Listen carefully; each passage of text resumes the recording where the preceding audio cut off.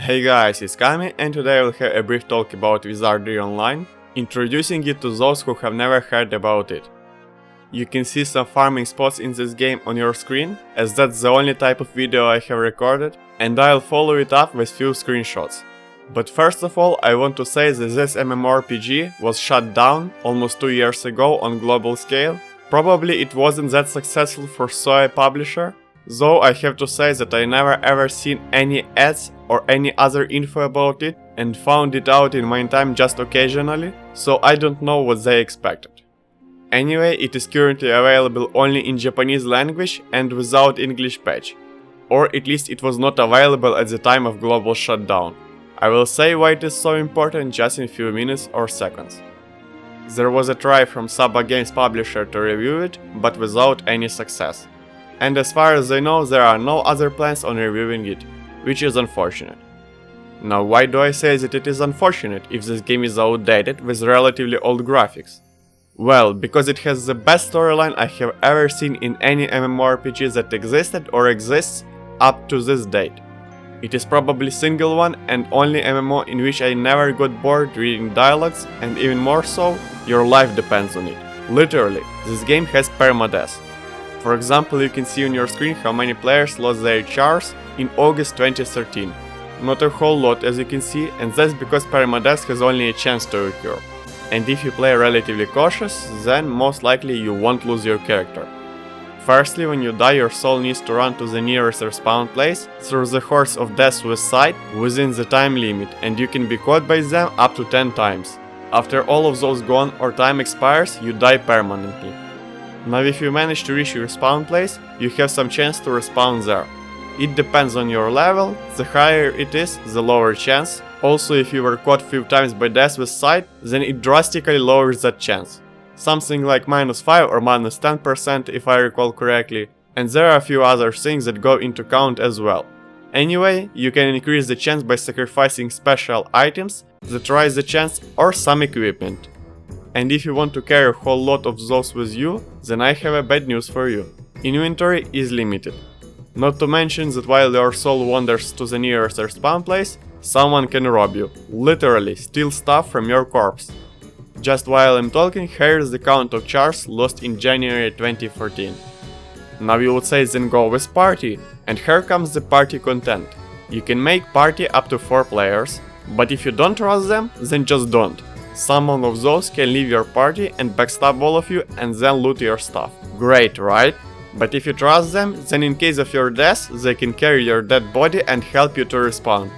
Though I have to say that after level 20 in 13, game almost forces you to go party, as mobs that will give you fine amount of XP will be way above your level, and too strong to kill more than one at a time.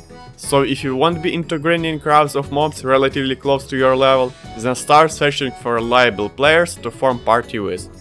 And even if you would consider yourself very strong, you will eventually die anyway.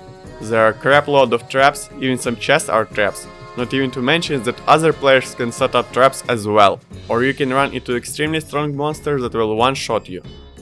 Talking about other players, thieves can go invisible and backstab you while you're on low health to loot your stuff from your corpse. After that you will be able to place bounty reward for your offender head, and the more players he will kill, the more chance is that they will place some money as well, leading that to some fine sum, and everyone can check where the most wanted killers currently are, effectively making their life one of a hell. Not even to mention that they will need to walk through guards in town to the shady corners of it specifically designed for such players.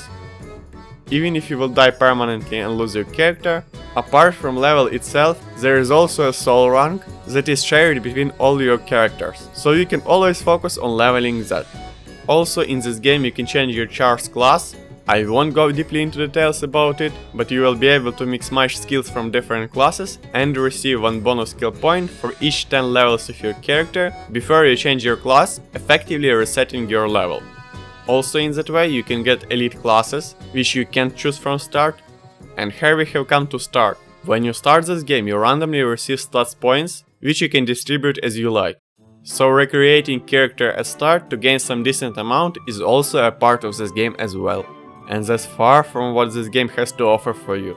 Plenty of secrets and shady corners. You don't have map until you find it, and usually the map of dungeon consists from few pieces. Not even to mention that some maps are like mazes.